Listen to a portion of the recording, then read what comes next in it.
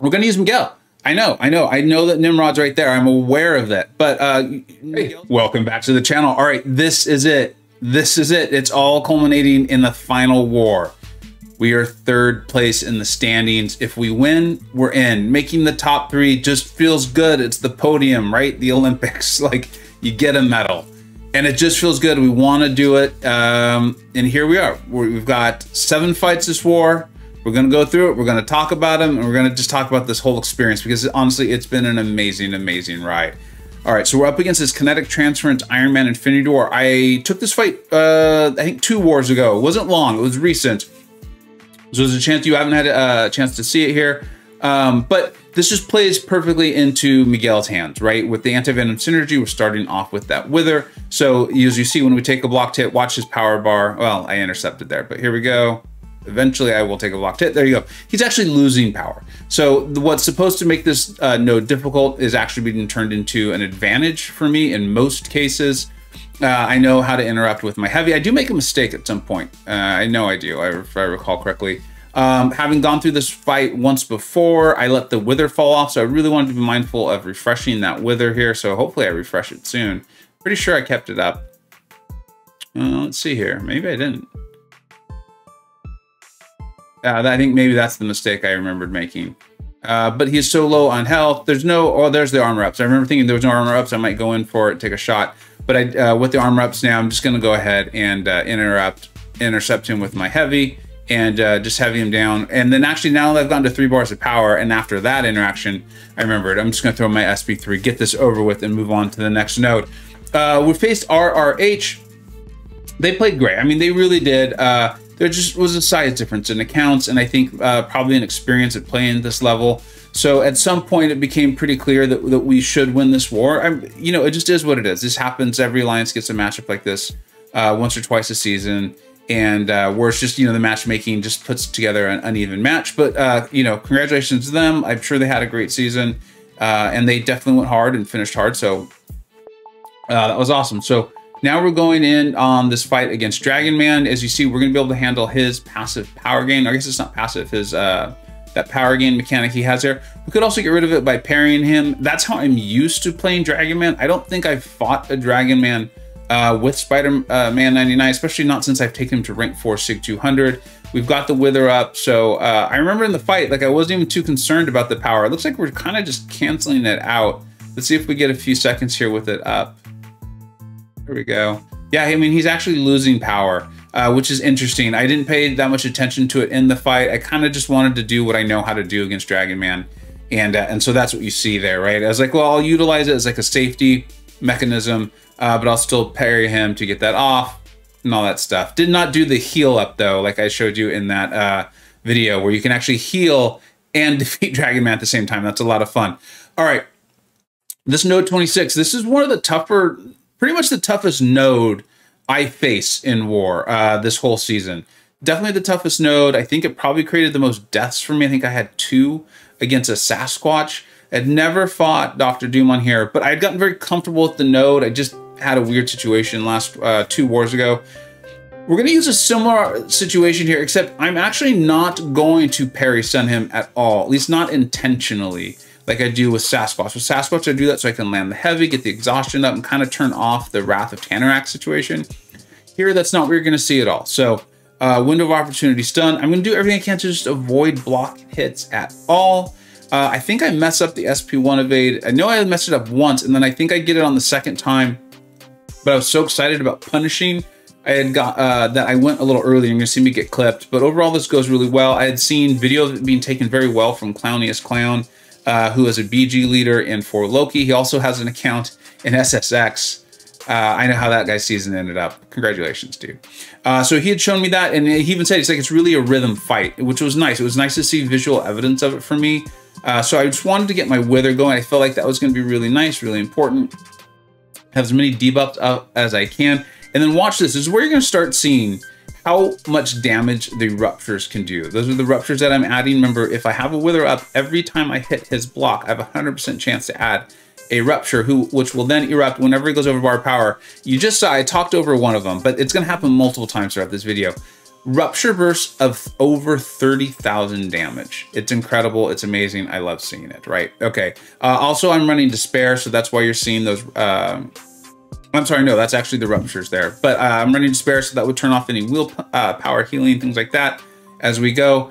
And then, so we're just gonna be hitting the block. You saw another nice big rupture burst there as we push him over bar power. Here's the one where I evaded well, but then I went into it, try to finish. I was so excited that, you know, a little excitement, that's not good.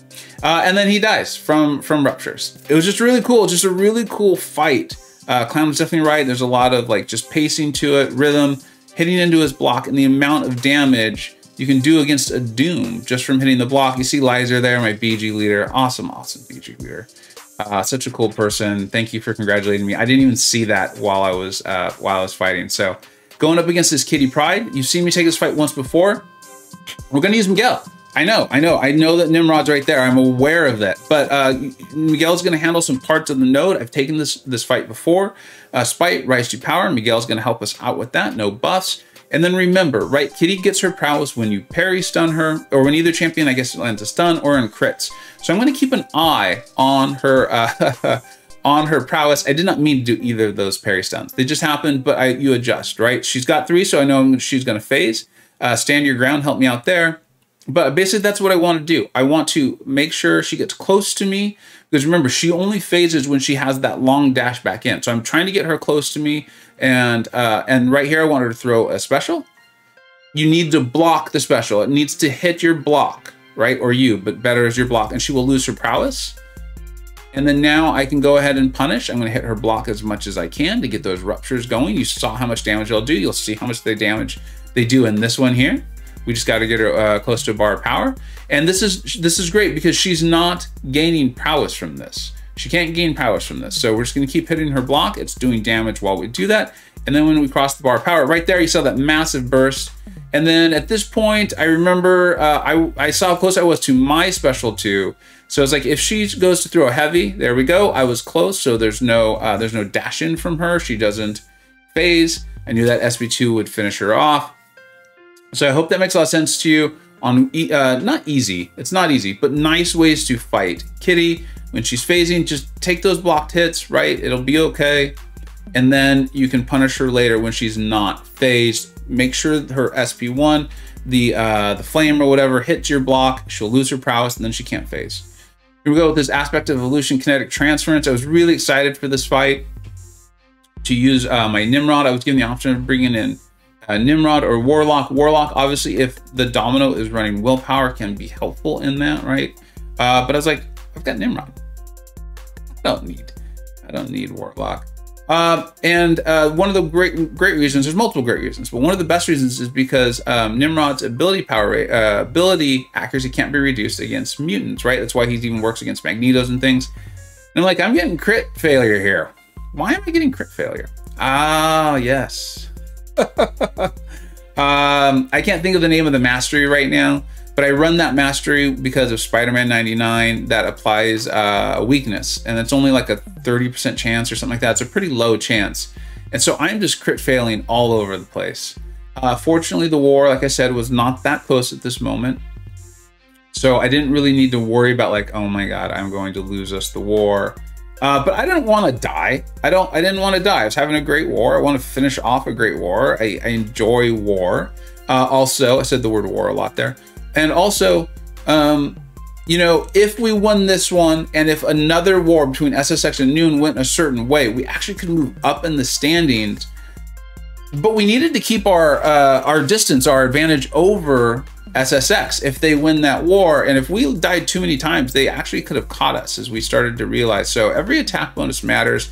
You just don't want to die. I don't want to die. I don't want to do it. So we're just kind of doing that. I realized Nimrod was going to be totally fine, so it was going to be all right. I'm being mindful of her lucky, right? And you're seeing that. And every time we're pushing her over a bar of power, so that's why you're seeing me back out a lot. And then I do believe that there is an invisible stun off of his SB2. I didn't get a chance to confirm it there because she died so early on it. But I believe there was, so I felt comfortable throwing it. And she was so low in health that even if she then evaded out of it, if there wasn't invisible stun, I still would have been fine, so I wasn't worried about it. And then, oh man, I forgot about this. All right. So just setting the table here a little bit, I was taking one of my children to a child's class, like a sports type class, right? And they had gone into the room. Soon thereafter, they'd had a water break. They had come out. I was like, okay, I have got all the privacy I need to get these fights done. I was wrong. Okay, so you've seen me take this node many, many times. Again, usually it's a mojo, right? We've taken a ton with Mr. Negative. We've taken it with Spider-Man 99. I've talked about, like, I know this like the back of my hand. The one thing you want to watch out for is the kinetic transference. And then, what is it called here? The Feats of Indestructible. When you reach 2 bars of power, the defender's going to go indestructible.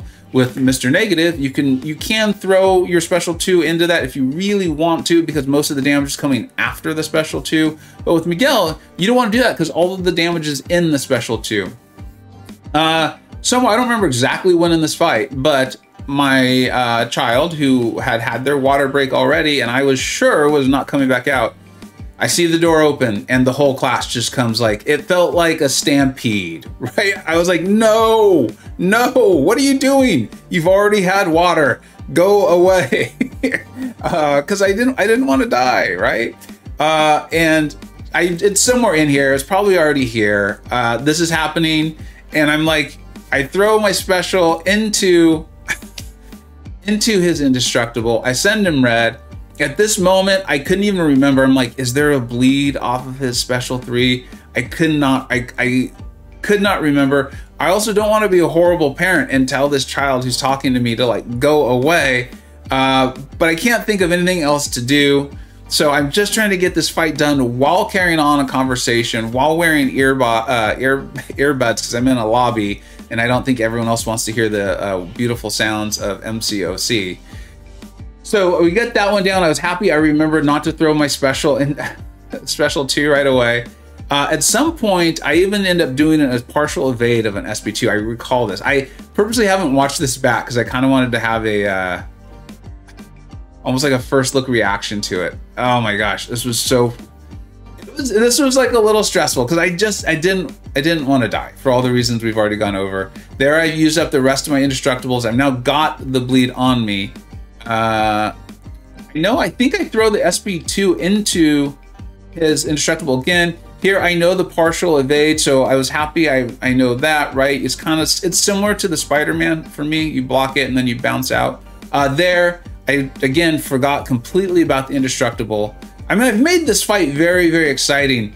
In general, if you face this, I think if you're happy and you're content with how it's going, you could just use the SP2s. You're doing enough damage, you're totally fine. If you're worried about the unstoppable armor, and then remember, when Venom gets his own armor up from his own native abilities, he could go unstoppable from that. You could just go to the SP3, get the slow on, and then it's a 25-second slow. And it's also an additional debuff. If you kept the weather up, you've got a plus 25% combat power rate too. So you see me do that in a lot of like boss fights where I'll actually go and get the slow. And then I have more debuffs, which is more damage from the SP2. And here's me it was a ballet class. And I was like, why are they even out again? They were just getting water like 5 minutes ago. How much water do you need? Anyways, hopefully you all found that funny. And then we go into the fight that I have actually asked Lizer. I was like, I need you to remind me to do duels because this fight has gotten to this point. Also, I'll admit it was clear we had won the war. Victory celebration had started in my household. It had some mezcal, it had some beer. We were eating dinner and just having a lot of fun, right? And so I did do a duel. But I think this fight actually goes exceptionally clean. The Venom fight kind of like knocked the silliness or whatever you want to call it out of me. And so I was pretty serious going into this one. Remembered about the global of unstoppable armor. So I'm being mindful of that, right? On that timer we're seeing, he's going to get an armor up, could go unstoppable. And I think I got really lucky if I remember correctly too. The RNG on this was in my favor. So he's not going unstoppable very often. I am using indestructible boost. That's how I've seen this fight go sideways for very good players, is they lose their wither and he either gets to his SP2 or his SP3, and that's how this fight can go bad, right? You've got your wither up, you're in control of the fight. So you see, I've now got 2. I'm being very mindful of trying to refresh it as best I can, hitting into his block to get up those ruptures. And yeah, you guys have seen this fight before. So I'm just elated. I am so excited. I had an interesting season. I think in some ways, depending on what war video you caught, I either had an amazing war, or if you caught other ones, you're like, does he know how to play this game? So we'll talk a little bit more about that, the season stats, but this was just awesome. I'm so proud of my alliance and my alliance mates, and thankful for our planners. And so here, yeah, I'm sure you've already seen the results, but there you go. So that was into that. That felt great to finish that off. 7 fights, 7 solos. The Venom one for me was hysterical. I did things that I think saved it, right, with that, like the SP2 partial evade. But yeah, so we won. And SSX, who I've been telling you all for a very long time, they are very good at war. Back-to-back masters, and then now they're in the top 3. Make sure you go and congratulate them. Campo, DLL, Nerd, all on the rankings team, all have great channels. They've been putting out war videos, helping us all get better at the game. And, you know, they beat Noon with MP Blaze and a lot of other awesome players. MP Blaze is on the rankings team. I watch his channel to get better at the game. I highly recommend you all do that. And then for Loki, what can I say? Like, amazing performance across the season. Like, we had some up wars and we had some down wars, but we pieced it together. We fought GT40, who won the whole thing. We fought them twice and we split with them. We fought SSX twice, who came in 3rd. We split with them. We fought Noon. Obviously, we lost to them, but we fought like Made in Brazil, Gods of War, and some other like Masters tier alliances. It was just an amazing season. I hope your seasons went well. War, when it's going well, can just be, for me, it's by far my favorite mode of the game. It's novel, it's tense, it builds camaraderie, you're working with friends to do something. I just love it. I absolutely love it. Let's go ahead and check out the season stats. As I always say, the most important stat by far for Loki, 9-3. 9-3. This is my, I believe, 2nd ever finish in the top 3. This is my first time ever being 2nd. I think I was top 3 once prior with 4 Loki. Again, the officers, all the officers, like all of them. I don't want to say a single one because I'll forget someone, but I will say, Lizer, you took over, I think, a difficult BG. A lot of personalities in this BG, and you just did an amazing job. Thank you for everything you did, all the time, effort, DMs, the whole thing. Just incredible. And to everyone in BG3, you guys are the best. You guys are the best. I love it. I love being in that BG. Thank you for having me in there. For Loki, top 3, right? I had 71 kills with 5 deaths. Yeah, I really think easily could have got rid of like 3 of those deaths. Easy, but it is what it is. 5 boss solos with Miguel. 9 total champions, so feel good about that. Not as many champions as last season. But bringing in 9, that's great. It gives me something to do with my roster, so I feel great about it. Only 3 defender kills, which is a surprise, but we faced a tough schedule, so it makes sense not to have a ton of kills. Miguel, 77.5% of the fights. As you can see, he just handles parts of the node, and then that makes it a little bit more simple for you to get down these tough defenders like Kitty and Doom. Nimrod came in handy. I've been telling you guys for 6 months now how awesome he is. I love seeing all these rank 4s, SIG 200s. Maybe I'll take mine up. Maybe I don't know. Doom, you know, that guy can take a beating and keep on going. So that's amazing. And then just, if you've made it this far, you deserve to know. I actually really, I think I am still take a little bit of time. This season took a lot out. This season took a lot out of me, especially on Saturdays, time with my family and things like that. And so I'm going to take a day or two to just kind of reflect on it. I feel strongly that when season 33 starts, you will see me still in 4 Loki, putting out these war videos, all excited, talking about it. But I am going to take a couple days, a day or two, just to kind of reflect on it, make sure that's what I want to do, because it is a lot of effort. It is a lot of effort, and there's 29 other people putting out that same effort, and then a bunch of leaders and planners putting out even significantly more. And I want to make sure that I can give them my all. I hope you all are enjoying war. Thank you so much for watching this whole season, and I just couldn't be happier. All right, thanks so much for watching, everybody. Take care. I hope you either learned something, were entertained, or even better, a little bit of both. Don't forget to like, subscribe, Thanks so much for watching. Take care.